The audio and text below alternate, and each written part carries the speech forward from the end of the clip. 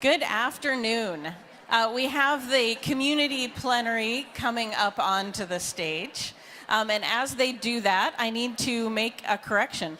For those of you who were so excited about getting a printed program and not wanting to use the online electric program, you now get to get the full experience. Please get out your pencils and turn to page 7. I would like you to note that on the left-hand column, you should change the break and concurrent session times. That break will not start at 12:40 and end at 12:50 because that would already be over. It will be starting at 2:40 and going to 2:50, and then the concurrent session in the afternoon starts at 2:50 and goes to 4:20. Okay, now that you've made that correction, the arts and crafts portion of the program is over, and we're going to move on to a very exciting panel. The community plenary is actually being run by one of the most wonderful people that I know. Elizabeth Young-Pierre runs an organization based in Brooklyn called Uprose, which has this awesome logo which allows me to do this. So, woo, Uprose! And she is a remarkable person. She has been a longtime advocate, trailblazer for community organizing around just, sustainable development, environmental justice, and community-led adaptation and community resilience in beautiful, beautiful Brooklyn. Her neighborhood is Sunset Park, but she's not going to talk a whole lot about what she does. She's going to talk about what everyone else on this panel does. So thank you, Elizabeth.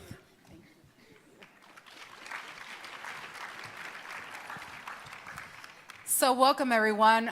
We have, I'm going to turn the seat just because I have spinal issues and I'm more comfortable that way. We have an amazing panel today. I don't know if many of you know that the climate justice movement, the national climate justice movement, is largely led by women of color, in communities from all over the front line.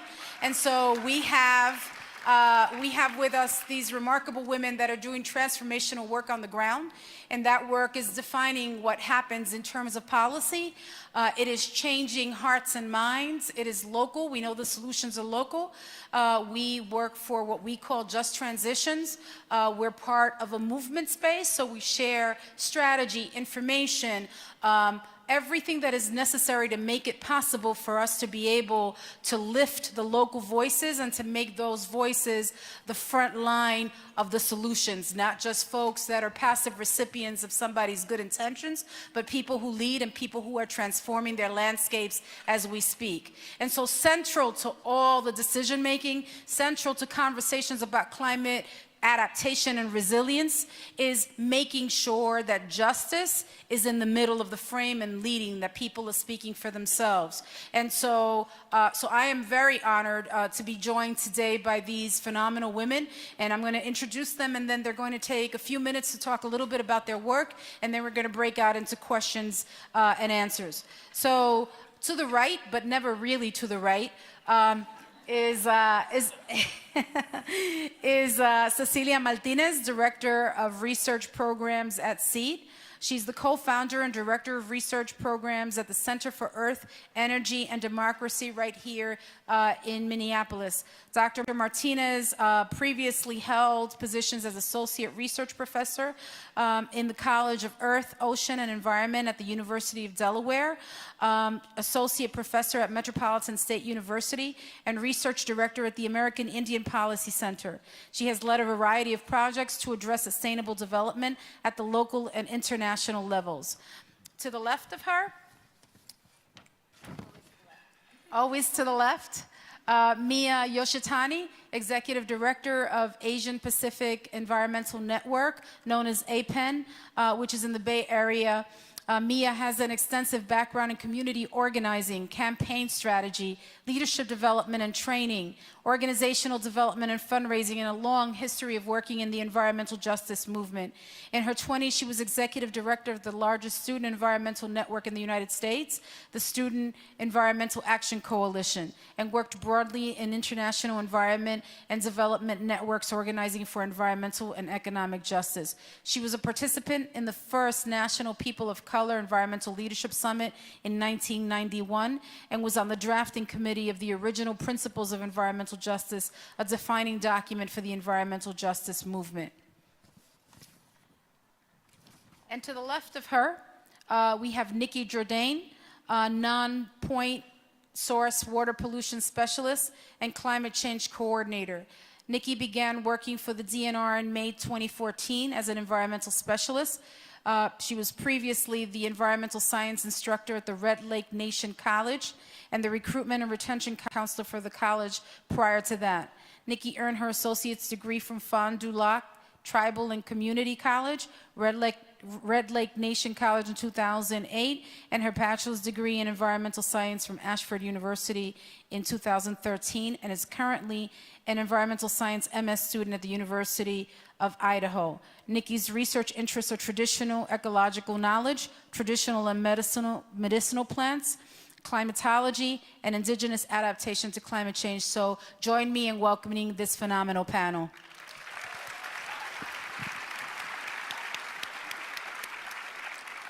So we're going to begin with Cecilia, and basically what I'm asking is for everyone to just talk about 5 minutes about this issue of climate adaptation, the work that you're doing, and how it's relevant to the communities you serve. Well, you know, this is a very difficult panel. We're a panel that is supposed to talk about climate justice, talk about how the issues of justice intersect with climate adaptation, and offer our thoughts about where we should go next in both of those fields. Not surprisingly, that's always the case when we're dealing with issues such as this in communities of color. We're asked to bring forward a whole host of information and knowledge that is quite difficult. So I'm just going to start, I think, by talking a little bit more philosophically about where we're at. People who have heard me talk before have heard me say that we are not here because of the last 10 years of human activity or the last 20 years of human activity. We're here because of the last 500 years of human activity on this continent. 500 years of economic, political, social activity that has had intentional racial impacts as well as environmental ones. And as I've been thinking about this issue of climate justice in the current political climate, it occurred to me that we really are in this moment of a Faustian bargain with ourselves. For those of you who may not be familiar, Faust is a legendary character who basically gave up his soul to achieve knowledge and wealth. And I think I can say with almost 100% certainty that the reason we're in this situation today is because of the last 500 years of trying to achieve wealth and accumulate wealth, and to trying to expand our knowledge in ways that have not been kind or generous or in a good relationship with the earth. So I think what we have to do now is really rethink a number of things that we're doing. What we're working on is entirely transformational. Climate adaptation, climate resilience, climate change, its roots, its causes are structural in nature. It has to do with the way our political system has been formed, our economic system has been formed, and the way that we live our lives every day. It was 500 years in the making. It may be 500 years in the unmaking. But it's something that I think we know as women of color, that our traditions and our communities have an incredible amount of knowledge that's always been resisting this way of life, that's always been resisting in a way to actually think about our communities as relational, really thinking about the common good, not thinking about accumulating wealth, being in good relationship with the earth, and thinking about how our decisions today will be impacting 7 generations from now. So in short, I think we will continue to explore these questions together. I know there are specific examples that we will all get into, but in my view, we have to set the stage in sort of understanding where we are in this moment of history, and locate ourselves in that historical context. Thanks, Cecilia. So I'm going to start off with a statement that I don't think is controversial, but it might sound like a brag, and it's not meant to be a brag. But I actually think this is the most important panel of this conference. And that's not about me. That's because this panel, as Cecilia was saying, was actually addressing systemic root causes of the mess that we are in. And that is one of the reasons that we're unable to not just make progress, but to get the meaningful wins that we need to actually assure the survival of our communities, all of us, is because we cannot seem to address this question of systemic problems and addressing them cross-sector and systemic solutions. And that's what I think we're going to dig into today and actually get to some of the places where we're talking about what does that actually look like on the ground. And so for me, I get my framework on this from the organizing that I've been able to be a part of for the last couple decades with the Asian Pacific Environmental Network. We have been organizing in low-income Asian American and Pacific Islander immigrant and refugee communities in the Bay Area and around the state of California, and organizing with the most impacted low-income communities of color across the state around this intersection, this systemic intersection of racism, poverty, and pollution, and coming up with community-created solutions to the problems at that intersection. And for us, that hasn't meant that we are seen as being either environmentalists, climate activists, or adaptation experts, or resiliency chiefs, or whatever. You know, we are, and I don't even want to claim those things. What we are is an organization that organizes for power and systemic change in the places where people are the most impacted by the extractive economy that is at the base of all of the problems why we're here. And so, having done that organizing in a really unique set of communities, we've been able to, I think, come up with frameworks that I think are not just important for us locally, but they are important for us to be able to dive into and recreate in places all over. And I think that it's these models that the women on this stage have been organizing for and talking about and have been in the process of building power for all these many years, standing on the shoulders of movements, civil rights movement, indigenous rights movement, immigrant rights movements, movements for social change. That's where the most creative, innovative solutions and the most necessary solutions about how we actually change our economy and our democracy to reflect the real needs of people, and to make sure that we are making the systems changes that are needed to actually really address climate change, to really address the mitigation and the adaptation and resiliency needs of our communities.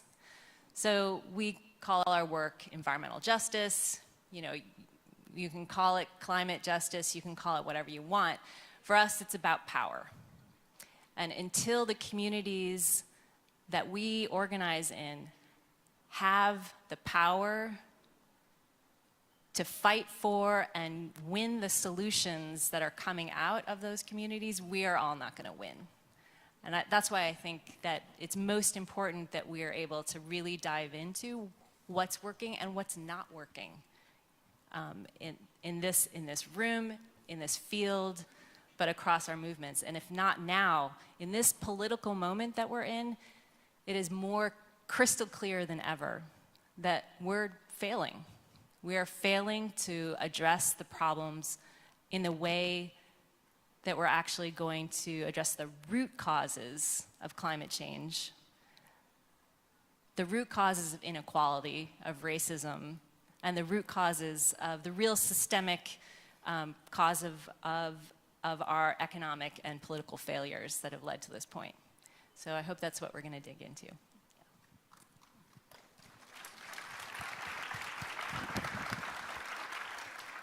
Thank you, Cecilia. Thank you, Maya. So as women of color, we're kind of used to being in that minority. I feel a little like I have a new minority. It's inexperience. My name is Nikki Jourdain. I live on the Red Lake Indian Reservation in northern Minnesota. Lived there my entire life, and now I'm currently working in natural resources. I work with water quality. I work with climate change adaptation, with developing a framework, with phenology, with kind of creating a footprint of, where do we start, what do we do, how do we get out from where we are, and it speaks to the lack of power and the lack of ability to take your community that really has no ability to respond to any of these climate issues that we're seeing, and saying, indigenous peoples, not just Native Americans, but indigenous people everywhere have done that since forever, time immemorial. They have adapted. It's never been apocalypse. It's never been the end of the world. It's always been, this is happening, here's how we change with it, here's how we move forward. So I think in indigenous communities and Native communities, we're seeing that we're starting a movement to respond to things that are completely out of our control, completely where we do not have a voice. We don't have a political voice now more than ever. And I'm interested, and I've been learning things all day about ways that we can come together with like-minded people and people who know what they're doing, like these people. And I'm really interested to hear the conversation that happens today. Thank you. So yes, thank you. So there are people in this audience that come from all over the United States with a variety of experiences. And what I've heard from this panel so far is that we are the descendants of extraction of our land, extraction of our labor, and that it's that extraction that has put us in the situation that we're in right now. And that we work, exist, and work in the midst of all of the isms in climate change. That we work at the intersection of racial injustice and climate change. That we don't have a choice of selecting going to a protest on police brutality and one that addresses climate change in our communities, that all of those are struggles that affect our communities very intimately. And there are a lot of challenges that prevent us from addressing the crisis in terms of how it affects the front line. So the question that I would ask, I have two questions. One is, how do we start moving on a very local level from away from from an extractive economy? And the other is, how do we build alignment?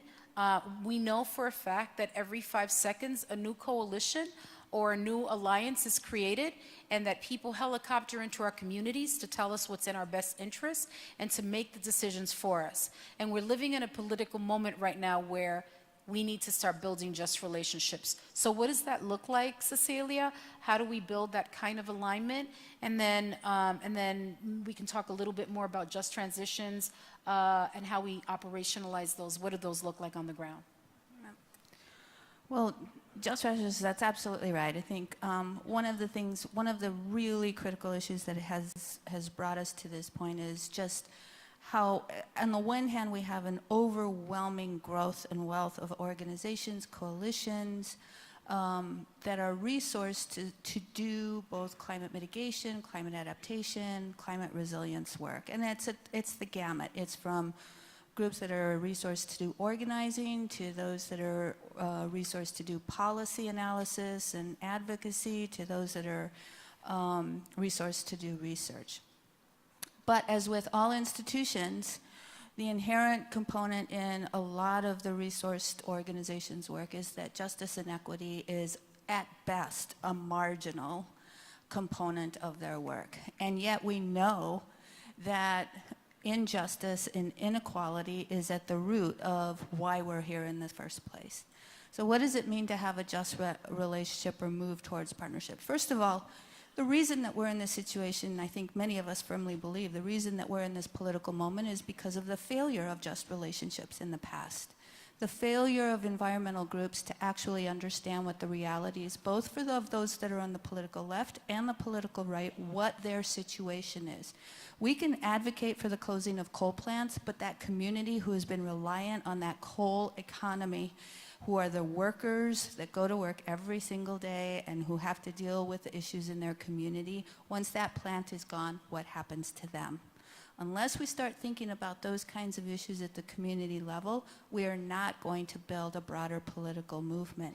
I work in the field of research and technical assistance. I can tell you that I think it's actually a tragedy, the lack of access or the lack of equity and justice in research in dealing with climate adaptation and climate resiliency. We have been engaged in state and government agency work for a long time, and every time we come to the table at the state level and we say, if you're going to create an initiative that is about doing climate mitigation or climate resiliency, you must have equity as a component. So we want you to do an equity analysis on these. How is that going to impact our communities? How is your strategy going to impact our communities? And time again, what we get back is, that's a great idea. Can you tell us how to do it? Well, we're an organization of 3.5 people. We're strong, we're mighty, but we're small. And the fact that all these organizations that are resourced have not yet begun to figure out how to develop methods for assessing equity, in my view, is a complete tragedy. So I think just relationships begins with adhering principles that the environmental justice movement has developed. They are out there. Not just adopt them, but actually respect them and adopt them in terms of the spirit in which they were created. We have friends who have created Hemis principles, EJ principles. They're all about creating just relationships. So it's the tools are there. We just need to have the will to actually engage them. Thank you. Cecilia is talking about the Hemis principles for democratic organizing. If you're not familiar with them, you really should be. It's just 7 principles. It's easy. And if you have a commitment to justice and you're also concerned about climate change, it really does begin with doing the internal work of doing an analysis of how your organization operates, what your process is, and how you engage in a way that is respectful and honors both Mother Earth and its people. And it really does begin like that. I'm convinced that if we don't address privilege, that we won't be able to address climate change. So we have Mia. I want to ask you about just transition, specifically because the answer seems to be everywhere in the United States about jobs, the economy, the fact that people are concerned about whether or not we can address economic justice through addressing issues like climate adaptation and climate justice. And the movement has come up with this idea of just transitions. What is that, and what does that look like in a community? Sure. Well, first off, I'll say that just transition looks different in every community because every community is different. And I think there are some components or values to just transition that we can talk about. First, just to explain what it is conceptually. It is a process. Just transition is a process of moving from the extractive economy where land, labor, our humanity, culture are extracted to a economy that prioritizes the needs of people. At its center has the most impacted people. At its core, the people who've been most impacted by the extractive economy are at the center of the needs that we're addressing and the center of the solutions. And so what those solutions have looked like in our organizing work, take for instance the Laotian community that we've been organizing in for a couple decades in Richmond, California. Our community lives in the shadow of one of the largest polluters in the state, the Chevron oil refinery. And it's not just the Chevron oil refinery. There are over 200 industrial sites surrounding that community of low-income Laotian refugees, but also there's over 90 languages spoken. There's a whole diverse community of people of color, of African Americans, of Latino and Latinx, of other refugee communities coming in for the last couple of decades. So it's a very diverse community, and most of them are on the fence line of one of the biggest polluters and also one of the biggest contributors to greenhouse gases in the state. And so what it has meant for us is that we are working, so cross-sector, we're working together, building an alliance, a local alliance that includes community members from all parts of the community. It includes the agencies, includes the city government, it includes includes labor, it includes all the people who have been engaged in different parts of what this transition needs to look like and what we need to get it there, to design, to recreate and imagine what a future would look like without the refinery, without the extractive economy. And that has led us to build all kinds of new models for food systems, for water systems, for energy systems, renewable energy systems that are locally run, locally owned, and create local jobs. The same with new water systems, new waste systems that also value affordable housing and anti-displacement policies, that value keeping people in place and the right to stay when we're building these beautiful new walkable, dense, near transit communities that are, they have lower vehicle miles traveled, and they're building jobs near transit. That's all amazing part of the model, but if you don't have that grounded in people's actual right to stay in place where they live, then that means you're building a new community for the next people who move in, not for the people who live there right now. Mm-hmm. So that's right. Building these new models, but taking a comprehensive approach to what the change needs to look like, and connecting them. The problems in our community are all connected, right? We were talking about these are systemic problems. So the solutions have to be all connected too. So we have to look at it with not just a broader picture of the kind of full constellation of new things that are possible to create healthy, thriving communities that's based in equity and justice and right relationship with local decision makers, governments, with agencies, but is also where people see themselves and their needs reflected in that picture. They see what their dreams are for their family, for what they want for their kids, what they want, how they want to grow old together, how they want to be in community together, how they want to be in relationship with each other. They see themselves in that picture, and that to me is the heart of what just transition actually is. Thank you. Nikki, do you want to answer either of these questions, or should I go on to the next? Okay. All right. So one of the challenges that we're faced with right now isn't just that that we have for years been fighting against the unfair citing of environmental burdens in our communities and the environmental health implications for that, and now climate change. But we're also faced with an administration that has literally, by executive order, eviscerated a lot of the environmental justice accomplishments, everything from funding for environmental justice programs to the Department of Labor, the National Institutes of Health, the Department of Agriculture, the Department of the Interior.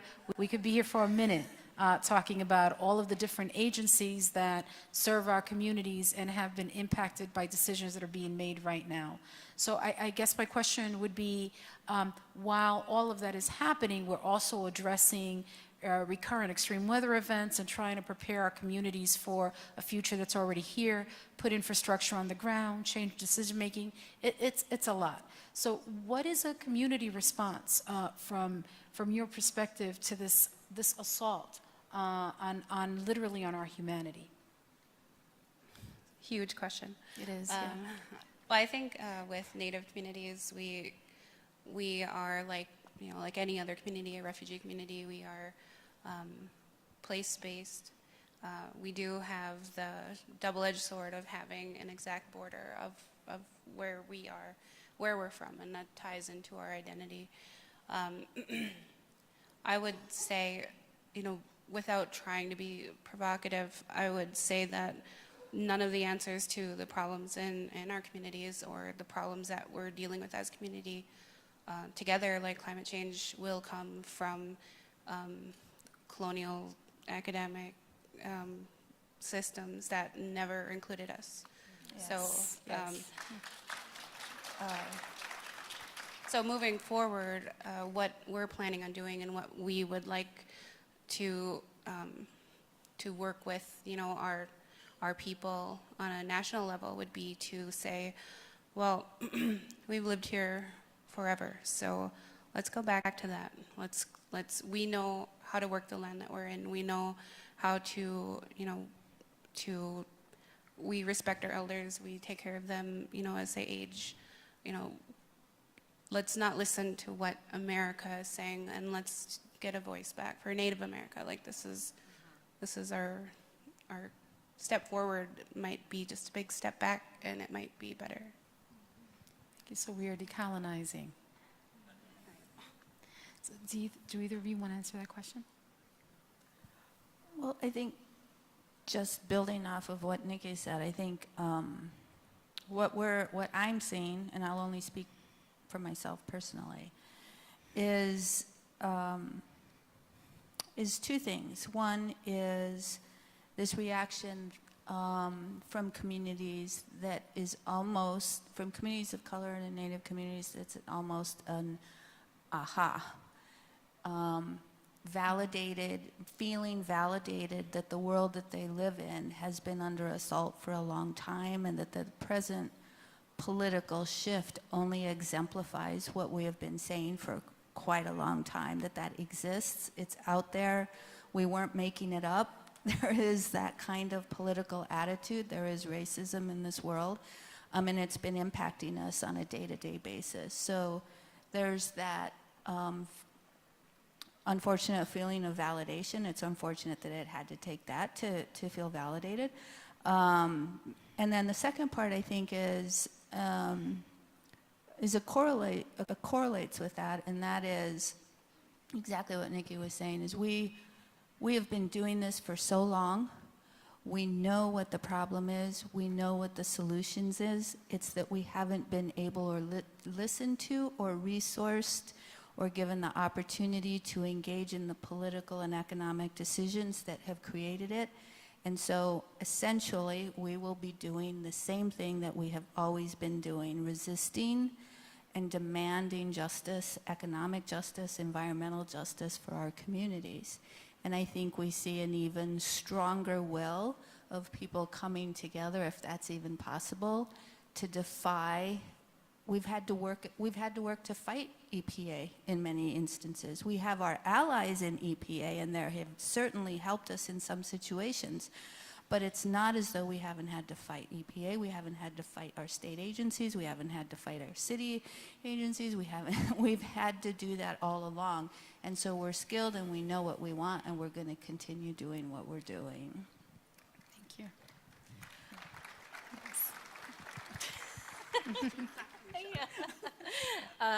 I think what I was just talking about, a just transition for us is our resistance work. That is how we are.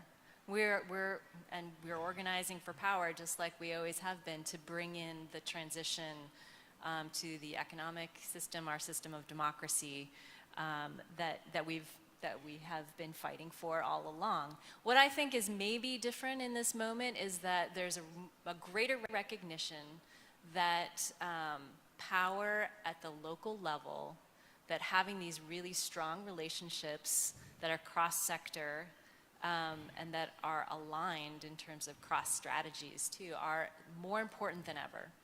And the big gap that we have in that arena is the resources that go to the everyday organizing of community members and connecting that to all of the other kind of sectors, right?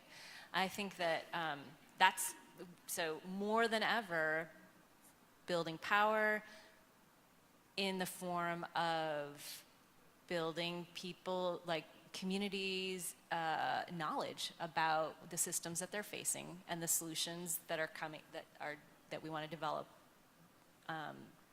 with them. The everyday, like knocking on people's doors and just talking to them about how they're experiencing climate change, how they're experiencing their health issues, how they're experiencing unemployment and access to health and education. Knowing the community, being organizers means being a part of your community. And until we have both kind of strength in wisdom, like research is important, but you know that being right doesn't win policy solutions. And more than ever, we know that the policy solutions are not going to come rain down from the federal government. And they never were, frankly, but I think it's clearer now than ever, and we need to take advantage of that moment where power in our localities, power in our regions, and power in our states is more important than ever.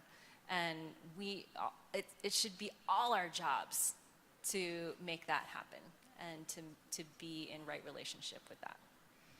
So how do we do that? So we know, for example, that in every community you've got a lot of people who know what the solutions are. They know what the priorities and the needs are, and they've been working with each other to identify what the path is to addressing things like climate change, environmental justice, climate adaptation. We also have in the field, and it's being called a field, and the minute that it gets called a field and a profession, it becomes exclusionary, right? Because it becomes professionalized, what we do every single day of our lives to exist. So in the field, you have universities, and you've got academics, and you've got those graduate students that call every other week to pick your brain. And those folks who come into your meetings to basically take notes so that what you are sharing ends up in a proposal that they submit and then gets funded. So the reason I'm saying that is that I think that critical to how we arrive there together, and we have to talk about how we build the bigger we and how we build this as a climate justice movement, is these obstacles that come from organizations and people whose practices model the behavior that got us here in the first place, but really are concerned about climate change. And so we talked about the Hemis principles, but what does it look like when they approach you? What guidance would you give? And I actually don't think that it's our responsibility to provide guidance sometimes. I think people should just Google something, because time's up in terms of coming correct, right? But there are folks here that no matter what we say, are going to be like, so how do I do that? And what would you say to folks that are in the audience who don't have experience, who are very top-down, who helicopter into communities, but who have expertise in areas that maybe we need, or really understand like the financial engineering of a community-owned solar project? What guidance would you offer them in terms of how they come into our communities, our space, and into relationships with us? Is that a fair question? Of course. Okay. Yeah. Go for it, any one of you. Okay, so I think my advice would be to really examine the valuation that you give the community members.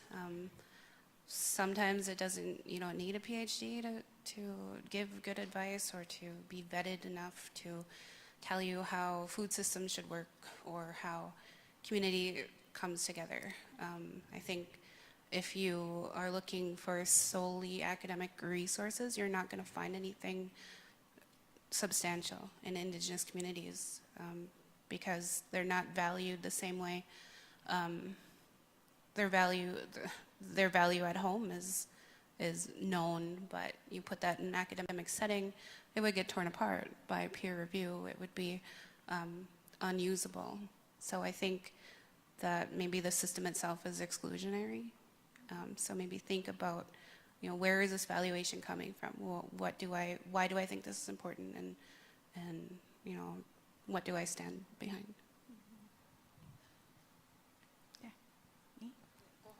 Either one. See, we're very conscientious. No, you.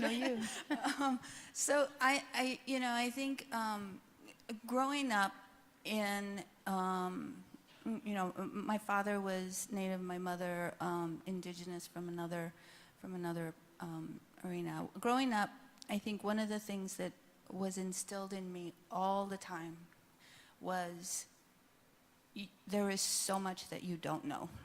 No matter what you do, no matter how much schooling you get, no matter how professional and technical you become, the world is full of mystery, and you only will know this much of what the world is about. That basic philosophy, that basic principle I think, guides many of us who work in this field, even though we have become educated through the traditional educational system. You have a law degree, I have a PhD, we're all educated, right? I don't have a degree. Nikki, you're educated, okay, in that way, right? But I mean, I think it points to the fact that even though we've gained those skills and we know that they're necessary, right? I mean, you've gained those skills too, whether or not, right? Whether we know they're necessary, there's always an understanding that there is a part of how you practice that has to be relational, and it has to be humble. You have to exert what you do and how you do it with humility, and know that you are not the expert in everything. You don't have to have the answer in everything. You don't have to be the one that everybody goes to. It's okay to say, I don't know how to do this. The question then becomes, how do you find out how to move forward, which is what you're asking. I think what we've found is that the best allies for those in the professional field are others who have actually walked that path before them. So for us, for example, we now have a pretty good relationship with the Science and Democracy program from the Union of Concerned Scientists. It's been years in the making. It wasn't always an easy relationship. We had to learn from each other. We created bumps and bruises along the way. But what we realized is environmental justice and climate justice communities need scientific expertise. We need science to begin investigating the issues that we have, along with traditional indigenous and ecological knowledge. So how do you partner with us? Well, we can sit here every day and talk about Hemis principles and environmental justice principles to those in this field, but the reality is that they don't listen to us. They kind of say, okay, we understand, and then they act and behave in ways that are the same old ways in which they know how to act, because there's a culture, there's an organizational and professional culture that guides their behavior. The best way that we've found is to have our really strong allies who have finally been in it with us, working, to be the ones that then advocate or create learning experience for those new people. And they listen to them, their peers. They understand the language, they understand the professional culture that they're coming from. And eventually, hopefully, that comes back around. So now we're in this, we're in some very fruitful research projects together with Union Concerned Scientists and some of their scientists. But we have shaped the agenda of that research. They didn't shape the agenda, we shaped it, and all along the way we've met periodically, and we've really worked together to try and figure out what is the methods that can best answer the questions that we're engaged in, and how do they continue to work in a way that doesn't violate principles, our principles of working together. So I think that's the best way that I have found to make progress in this area. Yeah, well, you were saying earlier that as soon as it becomes a field, then it's professionalized, and as soon as it becomes a field, someone builds a fence around it too. Someone builds a fence around the field. So I think part of if you're inside the field, part of your job is to take down the fence, so that we don't have the exclusionary zone anymore. And I think a big thing is what you're saying, where, you know, technical solutions, one, it depends on what you mean by technical. We have a ton of technical solutions and a ton of expertise that are derived from the community that are actually critical and I would say essential to getting the right solutions. But in the technical sense of technical expertise, I think it's just important to remember that technical solutions are important. They are not the solution. There is not a single technical solution that is going to get us to the heart of to solving this problem, to getting to adaptation and resiliency, getting us to, there is no technical solution to climate change that will work by itself. And what is primary are the social solutions. Like that, we have to turn our practice on its head and subliminate, subserviate the technical solutions to the people solutions, you know, to equity, to justice, to actually real being in right relationship with community, to acknowledging that at the root, if inequality is at the root cause of what's got us here, then there is no technical solution that's going to get us past inequality. I'm sorry, there just is no shortcut. And so that's why that's all of our jobs. It's not just my job in the community. It's everyone's job. To tear down that fence and begin to actually not just be in contact with community members, but to be in right relationship, to have equitable shared power in relationships where the real wisdom and experience of community members is acknowledged and is driving the solutions. It is so much easier to talk about infrastructure and to talk about science and measuring things and outcomes and how do you operationalize something than to talk about the social issues for people. In fact, talking about the social issues has become another discipline. Right. How do we develop cultural competencies? And do we need to hire an outreach coordinator to go out and meet with communities of color? Literally, not being able to integrate how you connect with people on a human and respectful level, right? Which gets in the way. I find that sometimes people can't, if they just ask, what do you need? And then we could say, hey, you know what? We need this, we need that. Can you help us with this? Instead of, and one of the things that I find in New York City is that when institutions come to us, they come to us just to do outreach. They see us in a very narrow way. You're the people who do outreach. And we're like, we do policy. We do infrastructure, we do mapping, we do environmental assessments, we do all those things.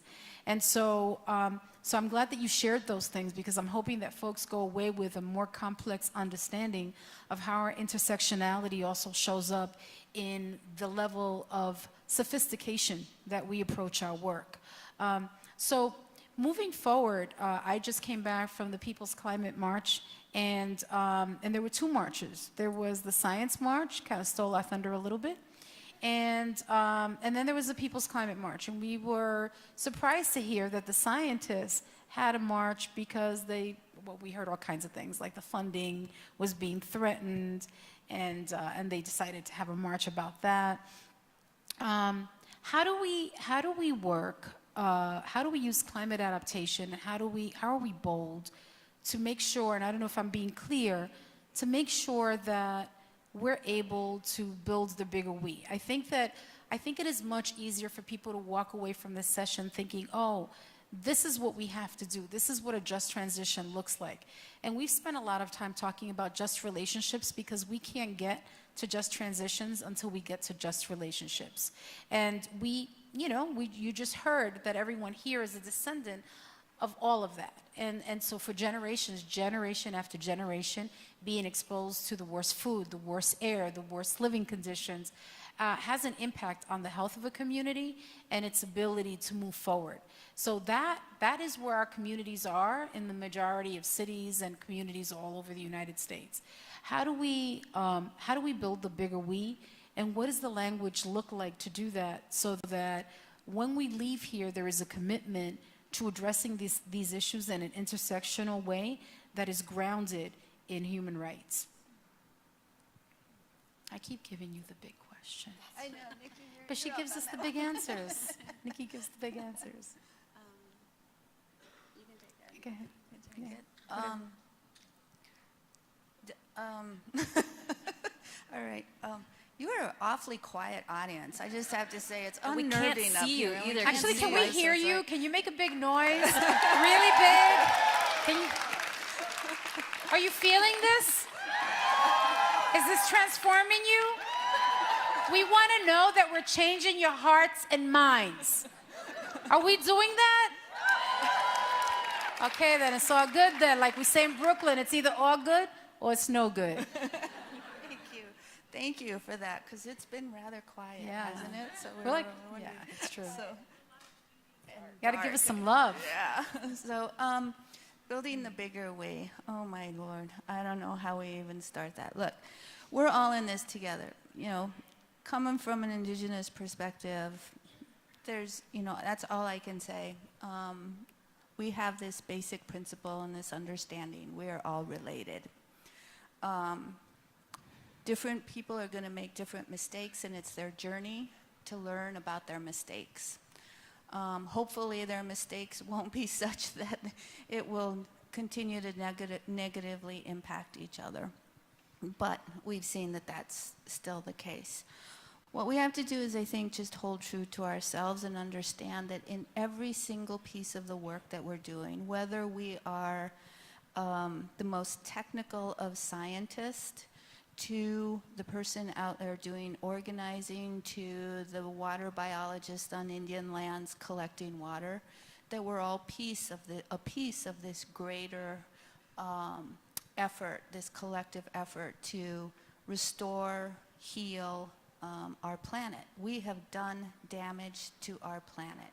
There is no doubt about it. And the fact that we have been able to do that up until now with limited consequences, I know there have been consequences, but they've been fairly limited, is something that we're going to have to live with and we're going to have to atone for. We have to restore our relationship to the earth, and so each one of those individuals can practice their profession, can practice their work with compassion, and with an idea and understanding and reflection as to how what they're doing impacts others in the world. None of us works in isolation of each other. So even if you're the most technical of scientists, let's just take the creation of the atomic bomb as a particular example. You can be the most technically competent, incredibly sophisticated physicist, do your work and create the most destructive weapon on the planet. Is that what we want from our scientific institution? I think not. I think we want scientists who understand that their knowledge gathering and their knowledge profession should have an ethical component to it, and that it should have an impact and understanding of how their work is relational to our communities. So we just say it's practicing the we are all related principle. Well, I'll say, yeah.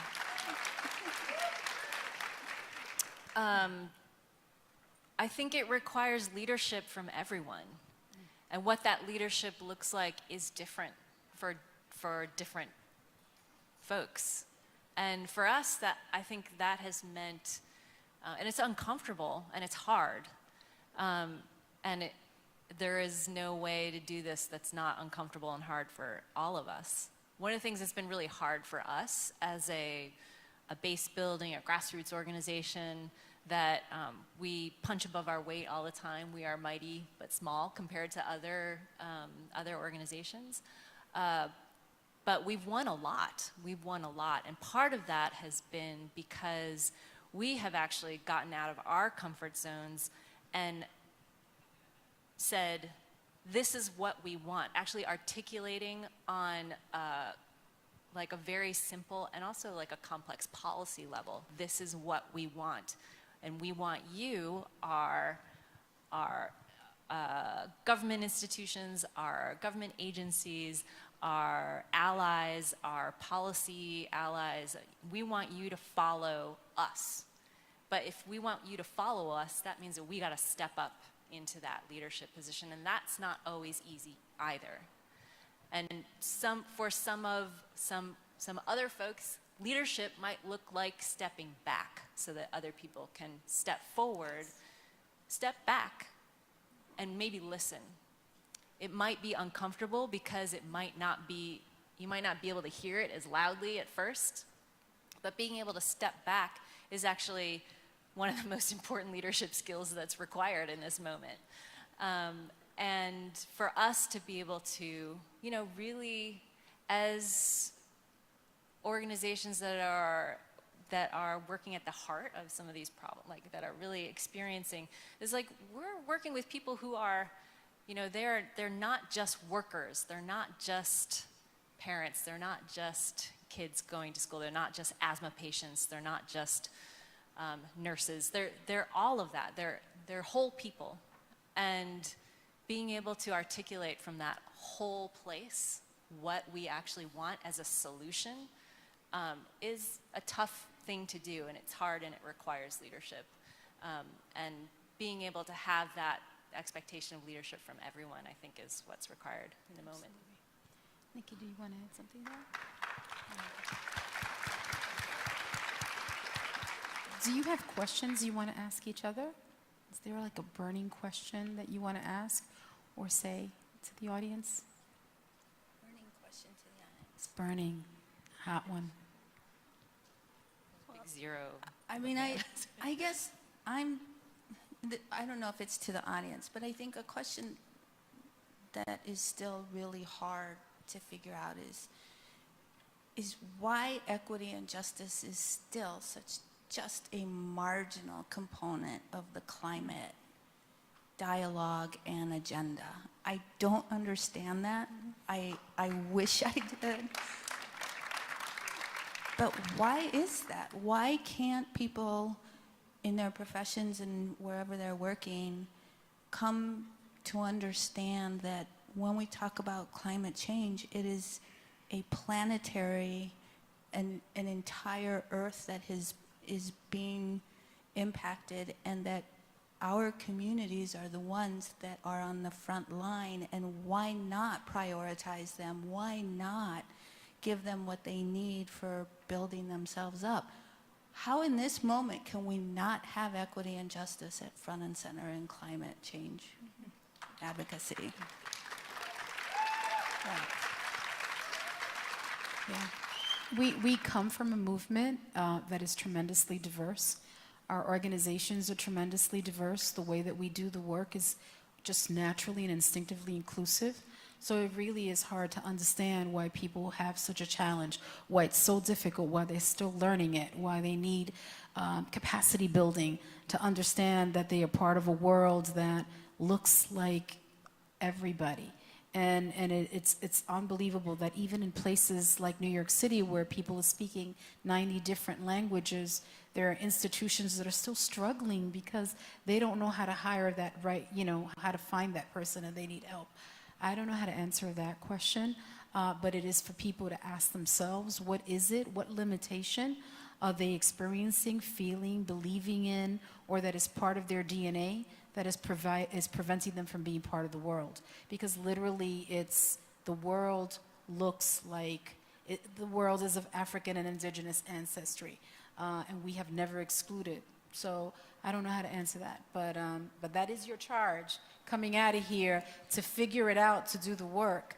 Let me ask you, this political moment, after we got past January, right? And we had that meeting about how we were going to pace ourselves, right? What are some of the good things that are coming out of this political moment? My mom always says in Spanish, de cada mal nace un bien. Out of every bad thing, something good comes out, right? So what about this political moment do you feel amped up about?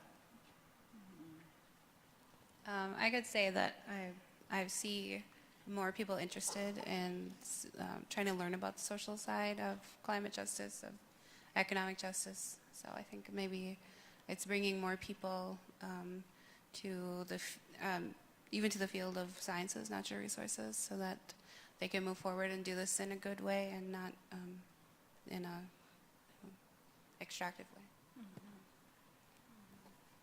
I'll just say that so many people are affected, impacted by the shifts that we've been experiencing. That everyone, like, there's 26 million people who are going to be without the health care that they depend on. That's a lot of people who need a place and a political home to start exercising what the muscle, the engagement that we all need to actually. I think that there's whole new entryways. There's a whole bunch of gateways into building political power, and that's what we. And there's also like all this. I think a new openness to like, I'm not just in my silo. I need you. You need me. And we're all in the streets together. And what scientists, immigrant rights, climate activists, workers, we're in the streets together. And we are in the streets together. And we're going to end this session by wishing you peace and power and letting you know that it's going to take all of us, because the only thing that's at stake is our survival. So peace and power, people, and see you on the streets. Thank you.